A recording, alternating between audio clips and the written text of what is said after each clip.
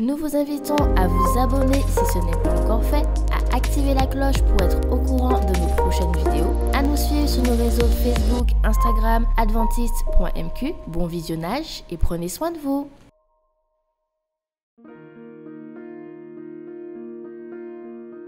Vous avez besoin d'aide. Vous souhaitez vous entretenir avec un pasteur, un psychologue, un conseiller en relations d'aide.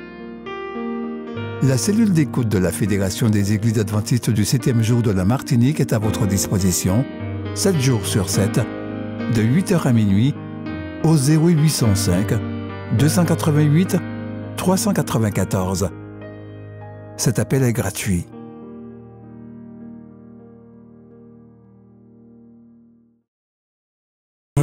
Espérance Média. Vibrez, écoutez et regardez. Votre radio Espérance FM en direct. Les podcasts de vos émissions préférées, les worship moments, tout à portée de main en un clic. Téléchargez dès maintenant l'application Espérance Média, disponible sous les plateformes de téléchargement Apple Store et Google Play.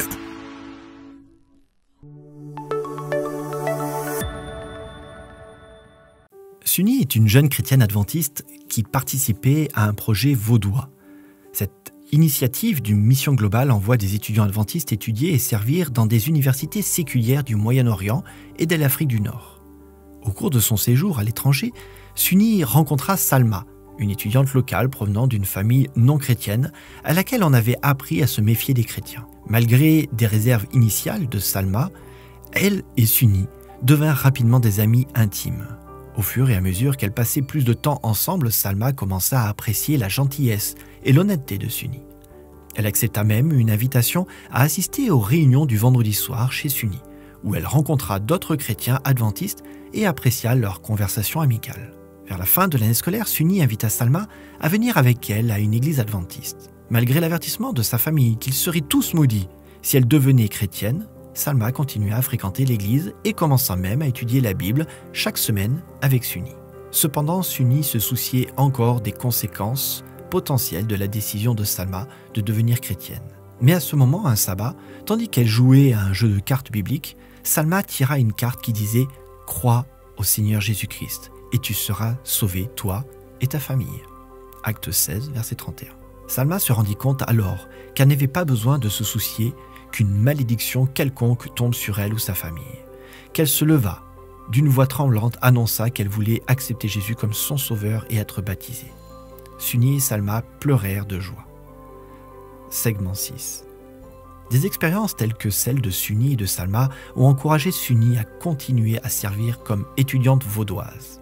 Elle a prévu de rester au Moyen-Orient pour se faire davantage d'amis et toucher le cœur de ceux qui ne connaissent pas Jésus dans cette région. Parce que nous faisons partie de la famille adventiste du 7e jour, nous pouvons contribuer à soutenir financièrement le projet étudiant vaudois et les étudiants comme Suni.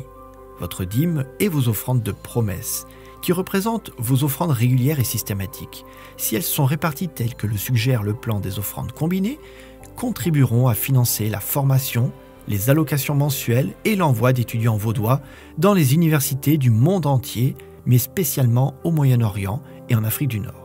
Tandis que nous apportons notre dîme et notre offrande de promesse, puissions-nous mettre nos désirs à la dernière place et Dieu à la première.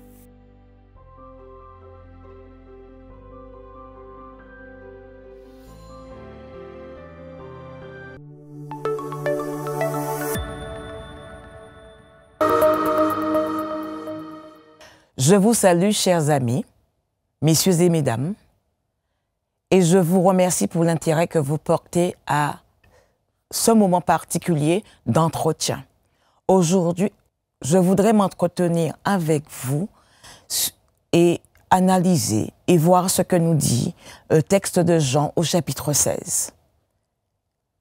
C'est un texte qui nous permet aujourd'hui de faire face aux crises successives, au deuil, au bouleversement dans ce monde et dans nos vies et dans nos familles.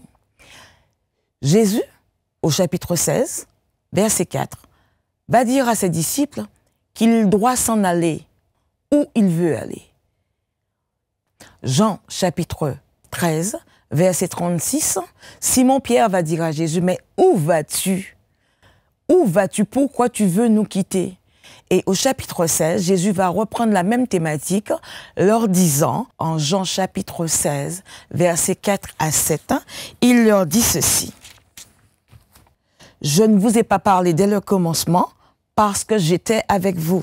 Maintenant, je m'en vais vers celui qui m'a envoyé et aucun de vous ne me demande où vas-tu? Mais parce que je vous ai dit ces choses, la tristesse a rempli votre cœur. » Jésus va remarquer que, à l'annonce de son départ, les disciples sont tristes et nous pouvons les comprendre. La présence de Jésus a toujours symbolisé pour eux la communauté, la foi, un avenir, une vision particulière. Et aujourd'hui, cet homme qu'ils reconnaissent comme étant l'envoyé de Dieu va s'en aller et les laisser seuls. Une séparation qui va susciter en eux de la tristesse, des larmes, des pleurs, de l'incompréhension. Et il nous arrive la même chose quand nous devons faire face à une séparation, nos cœurs sont tristes et les disciples n'échappent pas à cette règle. Mais Jésus, voyant leur incompréhension, ne les condamne pas, il comprend. Lisons le verset 16 du chapitre 16, le verset 17 du chapitre 16. Les paroles de Jésus deviennent de plus en plus énigmatiques et suscitent des interrogations. Et là, nous voyons ce que disent les disciples. Alors, certains de ces disciples se dirent l'un à l'autre, « Qu'est-ce qu'il nous dit là? Encore un peu et vous ne me verrez plus. Et puis encore un peu et vous me verrez. Et je vais vers le Père. » Là, leur désarroi intérieur grandit au fur et à mesure et ils deviennent silencieux à tel point qu'il incombe à Jésus, à ce moment-là, de les consoler, de rentrer de nouveau en communication avec eux pour que leur compréhension grandisse. Dans son omniscience, Jésus comprend bien la situation et au verset 12, il leur dira « J'ai beaucoup de choses à vous dire, mais vous ne pouvez pas encore les porter. » Non seulement ils sont tristes parce que Jésus s'en va, ce qui va bouleverser toute leur vision et leur avenir, mais bien plus, ils seront au premier rang face à l'hostilité d'un monde. Au verset 20, première partie, il est dit ceci. « En vérité, je vous le dis, vous pleurez et vous vous lamentez, mais le monde, lui, va se réjouir. Que vont-ils devenir? Ont-ils un avenir sans la présence du Maître? D'autant que le monde va se réjouir de la mort de Jésus, de son départ. Il n'est désormais plus avec eux. Le monde croit avoir gagné. Le monde a intenté un procès contre Jésus. Des hommes méchants l'ont mis à mort et l'ont cloué à la croix. Acte 2, verset 23. Une mort à la croix, la plus ignominieuse de tous les temps et de toutes les époques. Mais nous, qui considérons les paroles de la Bible, nous devons voir tout cela sous un autre angle, parce que ce même verset, d'Acte 2, verset 23, va dire que Jésus a été livré, mais c'était pour accomplir les desseins du Père. Donc, même le monde, qui croit avoir gagné, accomplit là le dessein du Père.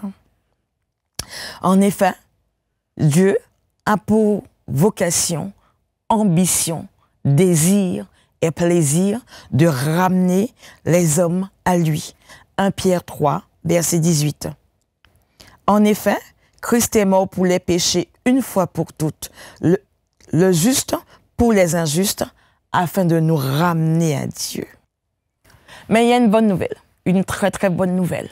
Le verset 16 va continuer en disant « Votre tristesse se changera en joie. » On passe de la tristesse à la joie. Jean chapitre 16, verset 21 prendra l'exemple d'une femme qui accouche. La femme, lorsqu'elle enfante, éprouve de la tristesse parce que son heure est venue. Mais lorsqu'elle a donné le jour à l'enfant, elle ne se souvient plus de sa souffrance à cause de la joie qu'elle a de ce qu'un homme est né dans le monde. C'est ici la condition du croyant et de la croyante, du fidèle, de l'homme qui fait confiance à Dieu. Par cette expérience, nous voyons que la souffrance et la joie sont liées, n'est-ce pas? Ainsi, les disciples d'avant la Pâque et d'après la Pâque doivent traverser le chagrin causé par l'absence de Jésus afin d'éprouver la joie de sa venue renouvelée. Mais vous me poserez une question. Comment tout cela est possible? Alors je vous répondrai par la venue et l'action du Saint-Esprit. Souvenons-nous déjà qu'au verset 7, Jésus va déclarer qu'il est avantageux qu'il s'en aille, car son départ conditionne l'envoi du Consolateur, du Paraclet, du Saint-Esprit. Jean chapitre 16, versets 13 à 14 dit ceci: « Quand le Consolateur sera venu, l'Esprit de vérité, il vous conduira dans toute la vérité, car il ne parlera pas de lui-même, mais il dira tout ce qu'il aura entendu et il annoncera les choses à venir. Il me glorifiera parce qu'il prendra ce qui est à moi et vous l'annoncera. Tout ce que le Père a est à moi. C'est pourquoi j'ai dit qu'il prend ce qui est à moi et vous l'annoncera. » Vous constaterez avec moi qu'après cette lecture, nous pouvons dire que le Saint-Esprit ne cherche pas à être le centre d'intérêt, le centre de l'attention. Il joue son rôle dans le plan du salut. Le Saint-Esprit promeut et sert de médiateur pour la présence et la seigneurie de Jésus-Christ par sa présence dans nos vies. Le message de l'Esprit pour nous est toujours: regardez-le et voyez sa gloire. Apprenez à le connaître et écoutez sa parole. Allez à lui et ayez la vie. Apprenez à le connaître et goûtez à son don de joie et de paix. Donc, nous comprenons ici que le Saint-Esprit a pour rôle de mettre la lumière, l'emphase, le focus sur Jésus et sur Jésus seul. Dans notre monde pécheur, d'égocentrisme et d'autopromotion, la beauté de l'esprit ne réside pas dans l'autodémonstration, mais dans l'altruisme divin. Ainsi, le Saint-Esprit nous enseigne l'humilité en rendant gloire à Dieu, le Père, par Jésus-Christ, son Fils. Le Consolateur a également pour mission de convaincre le monde. Jean chapitre 16, versets 8 à 10. De convaincre le monde en ce qui concerne le péché, la justice et le jugement. En ce qui concerne le péché, parce qu'il ne croit pas en moi. La justice, parce que je vais au Père et que vous ne me verrez plus. Le jugement, parce que le prince de ce monde est jugé. En effet, lorsque nous sommes conduits par l'Esprit, nous devenons enfants de Dieu. Romains 8, verset 14. L'Esprit réveille les cœurs pécheurs et les morts, nous dit Paul dans le livre d'Éphésiens chapitre 2, verset 1. Et ouvre les yeux dans Acte 26, verset 18. Il le fait en réveillant en nous une conscience de notre péché et en nous convainquant de notre perte et de notre besoin du Sauveur. De plus, l'Esprit va nous assurer du salut que nous avons en Jésus-Christ. Il rend témoignage à notre esprit que nous sommes enfants de Dieu. Il demeure en nous et il nous donne l'assurance que Dieu nous a adoptés. Le Saint-Esprit est également l'agent du scellement et la garantie que Dieu nous mènera à son achèvement de ce qu'il a commencé en nous. Philippiens chapitre 1er, verset 6. Par conséquent, l'apôtre Paul déclare que toutes les promesses de Dieu sont oui en Jésus-Christ. 2 Corinthiens 1, verset 20, qui nous a oints a mis sur nous son sceau de propriété et a mis son esprit dans nos cœurs comme un dépôt garantissant ce qui est à venir. Ce scellement, par contre, va demander une dimension morale. Marcher sur le chemin de sainteté qui accompagne le scellement de l'esprit. D'où l'exhortation à ne pas attrister le Saint-Esprit avec qui vous avez été scellés pour le jour de la rédemption.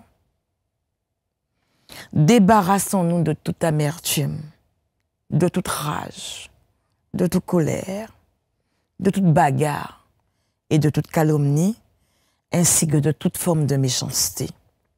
Soyons bons et compatissants les uns envers les autres. Nous pardonnons les uns les autres, comme Dieu nous a pardonnés en Christ. Éphésiens 4, versets 30 à 32. En d'autres termes, vivre dans l'esprit signifie une vie d'adéquation spirituelle et morale avec ce que les Écritures enseignent. Vous vous souvenez, le monde a accusé Jésus, l'a condamné. Et pour les disciples, se dessinait un avenir de souffrance, de séparation, d'épreuves, comme lorsqu'on perd un être cher.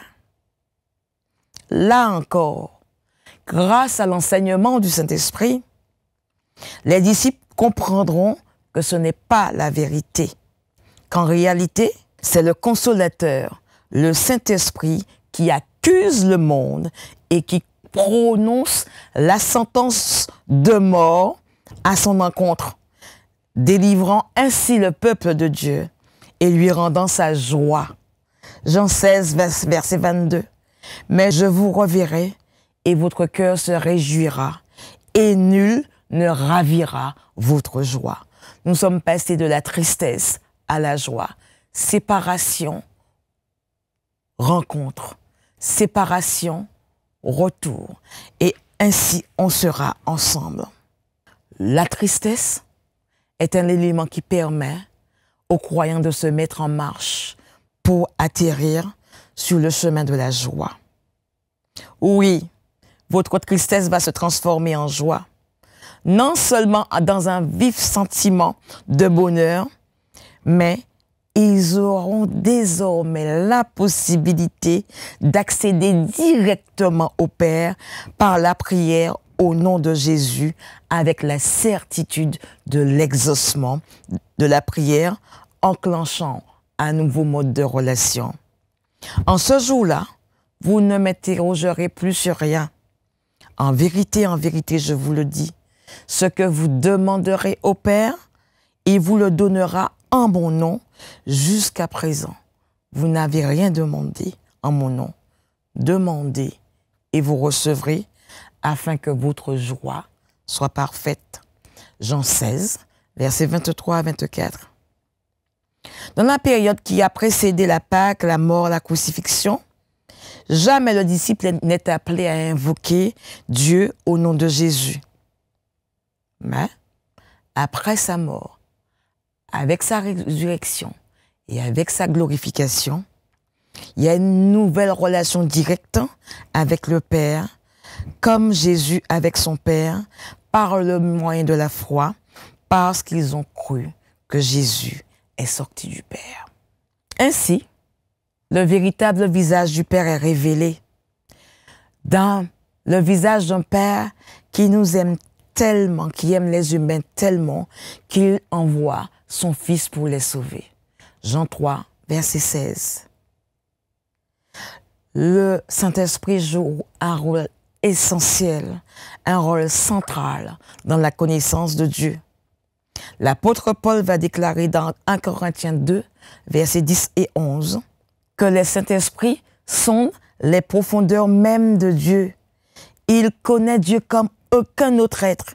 Il n'a pas seulement un accès unique à Dieu, il est Dieu lui-même, un membre du Dieu trinitaire.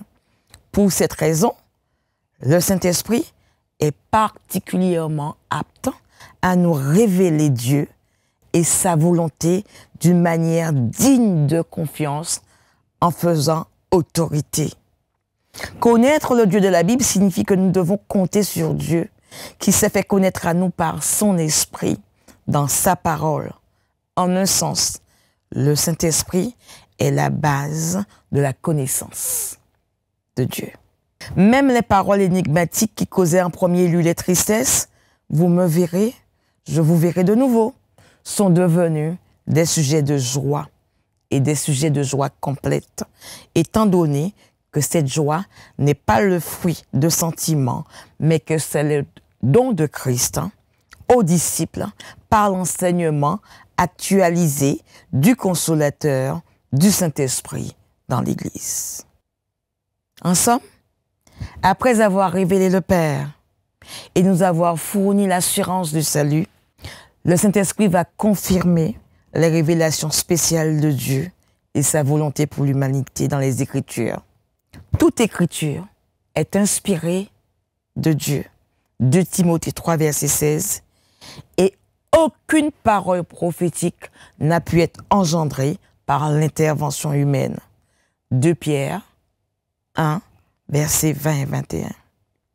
La Bible va faire autorité parce qu'elle est le véhicule par lequel Dieu a choisi de nous parler par l'œuvre du Saint-Esprit. Cependant, avoir la parole sûre de Dieu ne suffit pas.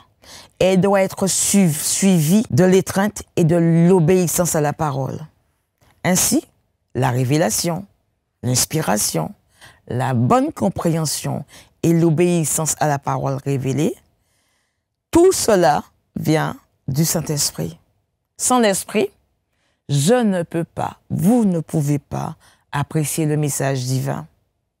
Sans le Saint-Esprit, la foi et l'amour vont manquer dans nos réponses quand la bonne nouvelle est délivrée. Nous avons vraiment et réellement, dans ces temps de crise, besoin du Saint-Esprit pour nous permettre de se comprendre ce que lui-même a inspiré. Nous noterons également que le Saint-Esprit est l'agent de la nouvelle naissance. Jean 3, versets 5 à 6. Le Saint-Esprit donne également à chaque croyant le pouvoir de délivrer l'Évangile, d'accomplir la mission. Et il nous fournit la force essentielle pour la mission de l'Église. Acte 1, verset 8. Et ce que je voudrais, en dernier lieu, toucher comme point avec vous, et clore notre entretien, le Saint-Esprit travaille pour l'unité de l'Église. C'est vrai qu'il nous emmène de manière individuelle à Jésus. Il faut d'abord que nous soyons unis à Jésus pour que nous puissions bénéficier et recevoir toutes les bénédictions du salut. La justification, la sanctification, l'adoption en tant qu'enfants de Dieu, pour que nous soyons, vers la fin de notre vie, glorifiés. Tout cela est possible parce que nous sommes unis à Christ. C'est le Saint-Esprit qui nous unit à Christ. Mais cette union individuelle va nous conduire à une communauté de foi spéciale, qui est l'Église. Une Église qui est une communauté de foi appelée à l'existence même par le Saint-Esprit. Nous mesurons ici combien il est important que le Saint-Esprit soit à la base de toutes nos actions, de nos affections, de nos émotions, de notre compréhension du plan de Dieu en notre faveur.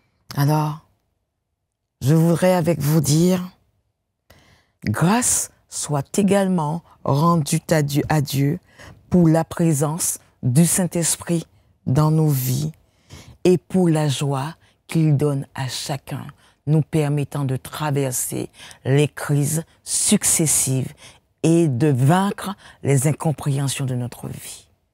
Que Dieu nous bénisse. Amen.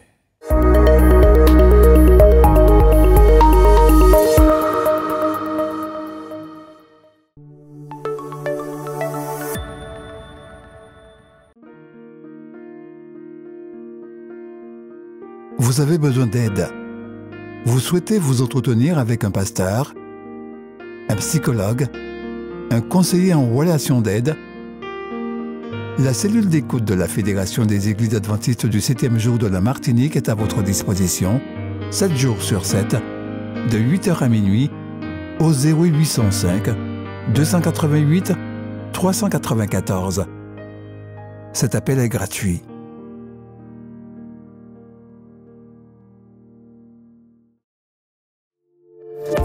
N'oubliez pas de vous abonner si ce n'est pas encore fait, de liker et de partager avec vos amis si cela vous a plu. À bientôt pour une prochaine vidéo.